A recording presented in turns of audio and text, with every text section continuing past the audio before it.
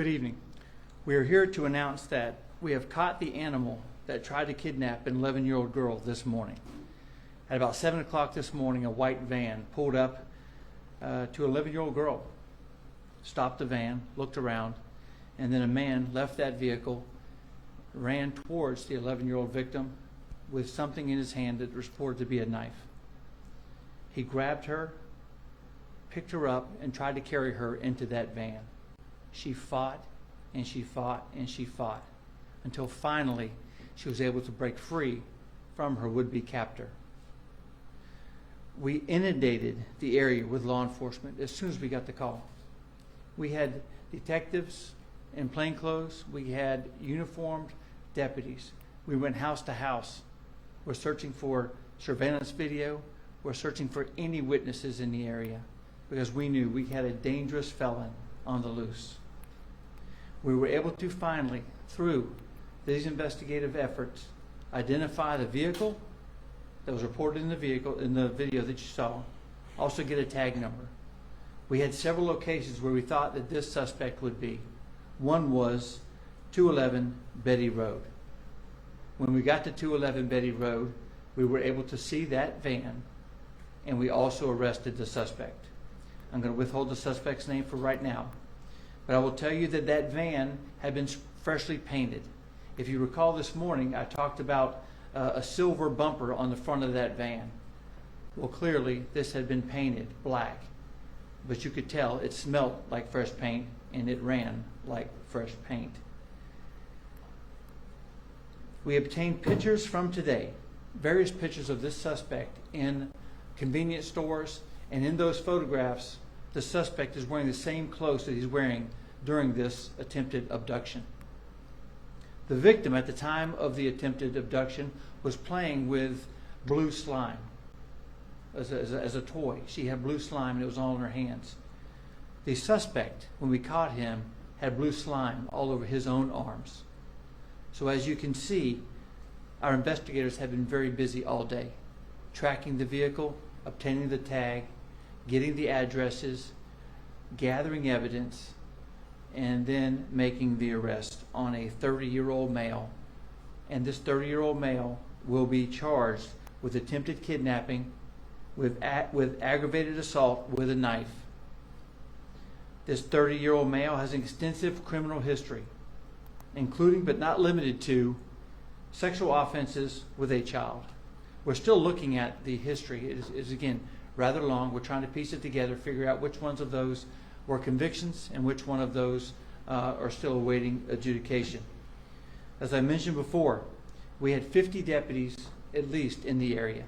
We had our bicycle unit out there, and when you have this many deputies, when you have this type of a response, you're able to go to every door, you're able to go and look for every video, and ultimately we were able to get the tag number. I'm very proud of the efforts of the Escambia County Sheriff's Office, but I cannot help to think that this could have ended very differently.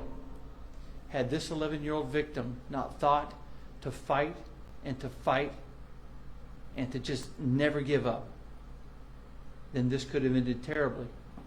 Why else do you think that this man stopped his van and tried to pick her up and take her into that van? It doesn't take a genius to figure out what his intentions were, but they were not good. So a life was saved. 11-year-old is doing okay right now. Some scratches, a little bit of mental trauma, but she and her mother are working through this. I told her mother when I talked to her that we were going to have every single deputy available. This was the #1 priority case. And within just a couple of hours, the men and women at Escambia County Sheriff's Office were able to identify the car, seize the car, and seize and arrest this animal so that he will never be free to do this again. Now we're also looking and talking to our partners to see if they have similar cases. Our concern is this wasn't his first try. As you know from our earlier press conference, she talked to us. This man approached her probably 2 weeks ago, made her feel uncomfortable. A sixth sense, she knew something was wrong. She went and told her parents, she went and told her teachers, told her principal. And this man came back again. This is a man that needs to be off the streets. This is a man we got off the street because of the good work at the Escambia County Sheriff's Office. Now, I do not want to jeopardize the investigation. We did want to do this press conference to let you know that we did have a suspect in custody. But what I don't want to do is jeopardize it, so I can't give you the name of the suspect yet. And the picture, we're still working on getting it over here. But because we want to get this information to you in a timely fashion so that the residents of Escambia County know that this animal is off the street. And we can once again applaud the efforts and the resilience of an 11-year-old girl. Any questions? Sheriff, I would ask, I would assume since the video surfaced and we had that 1 o'clock news conference that there was a lot of anxiety out in the community to not only do this little girl a service to serve and protect her family, but to other kids who intended on waiting out at a bus stop tomorrow morning. What's that like for you guys? Well, again, it feels good anytime you get a violent criminal off the street. We all saw the video, the chilling video, 2 of them. We saw what's taking place, and when we see these things, we put ourselves and our own family in that situation, and we're concerned. We're concerned for our safety. This rarely happens. And that's why I said this morning that when I saw the video, I was just shocked that that happened here in Escambia County. But to be able to say to the community that we put this guy in jail and that he's going to stay in jail, it feels good. Our job is to protect our community. And the men and women that are around you here, they take that job very serious. Not for a second did they relax. Half these people didn't eat lunch. They worked throughout the day to make sure, because we understand that we only had a short period of time. We wanted to make sure that they didn't ditch this van, that they didn't leave town. And that's why what you see here is you saw an effort. You saw black paint on a silver chrome that wasn't fooling anyone. You saw the blue goo, the slime that's on the suspect that the victim had. You're not kidding anyone. We know who you are. We know you're an animal. And we also know you're under arrest. You had mentioned the Betty Road address. Was that his home address making the arrest there in the van where this guy was living? Yes, that was. But keep in mind, I was upstairs with our investigators, and they had names and vehicles and addresses all over every board in our what I'll call our war room. But the Betty Road address was his home address. Yes, yes, sir. Is the suspect talking at all, cooperating with investigators? Is he answering any questions? And was he taken into custody without incident? He was taken into custody without incident. He is not talking right now. He's preparing to be walked across the street to the Escambia County Jail. That's all he's doing right now. You mentioned the girl mentioned this incident 2 weeks ago. Did the school contact you guys? Did the family contact y'all? And if not, what is the protocol for something like that? This is the first that we heard about that today. I know that we're having some conversations with the school. Ms. Payne was here earlier, and you'd have to ask them about their protocol. I don't know that we were made aware. In fact, I don't believe we were made aware of the initial incident until it took place. Would you encourage people to report things like this, incidents that they make them feel uncomfortable? I absolutely would. We talked a little bit about a sixth sense, something that makes you feel like you're not safe. And we would encourage parents to have that discussion with their children. We would encourage teachers to have that discussion with your students, principals to have that discussion with your teachers. And now is a great platform for me to say, talk to them about their own safety. And again, talk to them. And I mentioned it earlier, if the number one headline isn't fight, fight, fight, like your life depends on it, then I don't know what else you should put in there. Any more questions? Yes, ma'am? You said he will be charged. Has he been charged, arrested, booked? No, he's not been booked. He is upstairs. He's not going anywhere.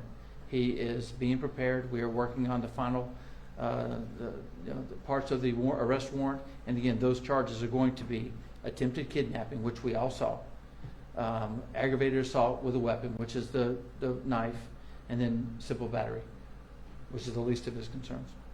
What's your message to the young girl tonight? I know you spoke with her earlier, but if she's watching tonight, what do you want to tell her? That you're going to be okay, that you have gone through something that fortunately no one should have to go through, and very few do have to go through. My message to her is that she's my hero. My message is that She did not give up. She did the right thing. She fought and she fought and she fought and she never gave up. And then she went straight to her parents, which she should have done, told her parents what was going on, who in turn contacted the Escambia County Sheriff's Office, and we were able to muster 50 deputies in a really short time. And then we got the information out so quickly that we had our suspect trying to paint his car, because we, using our media partners, were able to get that information out as soon as we possibly can. I was going to ask, what would your message be to parents going to bed tonight knowing they have to send their kids to the bus stop tomorrow morning? Is this sort of a good reminder to sort of re-go over that safety game plan at the bus stop? I think so. I think that not just for parents. This is a good time for schools. In your classroom, if I was a teacher, I would say, hey, let's talk about your bus stop. Let's talk about, does anyone not feel safe at their bus stop? And I know that they do that. We have great teachers here in Escambia County. So my message to the parents would be, pay attention to what's going on. You don't have to really dig too deep into this to know what could have happened. If you saw the video and that doesn't shake you or wake you, then I'm not sure what will. One more question. What again was that time, the getting the man in custody? Let's see here, probably about 6 hours later. We got the call about 7 o'clock in the morning.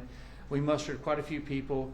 We had a press conference. I'd say probably within 8 hours, we were on this particular suspect, and we moved everyone to this. We had surveillance going on, not just the Betty Road address, but on many other addresses as well. We were going to make sure that once we identified the suspect, he was not going to get away.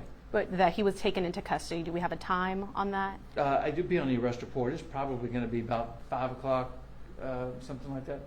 Go ahead. There's been a man booked in the jail named Hector Javier Calderon Madrid. Can you confirm that's the suspect? No, that's not him. Okay. All right. And again, as soon as we have the photograph, we're going to put it on our Facebook page. And again, it's part of the continuing investigation, and we feel like if we put that picture out within the next hour or so, it may well compromise that.